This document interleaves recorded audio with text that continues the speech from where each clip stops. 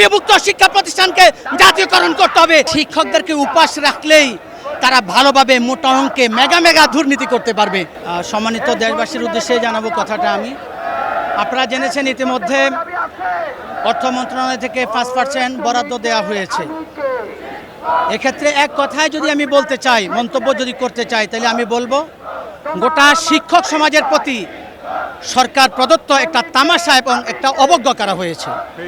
শিক্ষকদেরকে অসম্মান করা হয়েছে। আপনারা জানেন সরকারি শিক্ষা প্রতিষ্ঠানের শিক্ষকরা বেতন ভাতা, উৎসব ভাতা, বাড়ি ভাড়া কীভাবে পাচ্ছে, অথচ এর বিপরীতে দেশের শিক্ষা ব্যবস্থার মূল মেরুদণ্ড পরিচালনা করে এমপিওভুক্ত শিক্ষকরা। দেশের সর্ববৃহৎ সংখ্যক প্রতিষ্ঠান হলো এমপিওভুক্ত শিক্ষা প্রতিষ্ঠান। সেখানে 6 লক্ষেরও অধিক শিক্ষকরা সেখানে কাজ করেন। এতে বোঝা যায় গোটা বাংলাদেশের ছাত্র সমাজ, শিক্ষার্থীদের বিশাল একটা অংশ, বলা যায় প্রায় শতকরা 97% শিক্ষার্থী এই সমস্ত শিক্ষা প্রতিষ্ঠানে পড়াশোনা করে।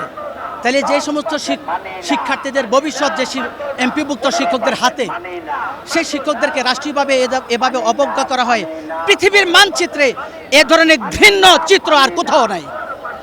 সুতরাং আমরা এর তীব্র প্রতিবাদ জানাচ্ছি, তীব্র নিন্দা জানাচ্ছি। আমি পাশাপাশি বলবো যে কোনো উন্নয়নের ক্ষেত্রে, যে কোনো কাজের ক্ষেত্রে দৃষ্টান্ত হিসেবে উপস্থাপন করা ইউরোপ, আমেরিকা, সিঙ্গাপুর বিভিন্ন দৃষ্টান্ত টেনে আনে। আমি বলবো শিক্ষা খাতে ওই সমস্ত দেশে শিক্ষা খাতে সরকারের কি বরাদ্দ থাকে, সেখানকার শিক্ষকরা কি সুবিধা রাষ্ট্রীয়ভাবে পাচ্ছে, সেগুলো যদি অ্যানালাইসিস করা হয়, তাহলে বাংলাদেশের এমপিওভুক্ত শিক্ষকদের জন্য সরকারের কি পদক্ষেপ নেওয়া দরকার, এটা তো স্বাভাবিক নিয়মে বোঝা যায়।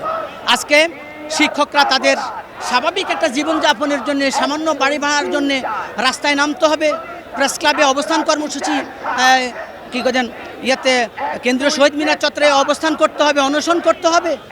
শিক্ষকদেরকে উপাস রাখলেই তারা ভালোভাবে মোটা অঙ্কে মেগা দুর্নীতি করতে পারবে, এই তো আসল বিষয়।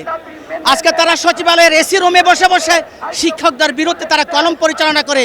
তাদেরকে এই ধরনের ভদ্রতা কে শিখিয়েছে, কোথায় শিখিয়েছে?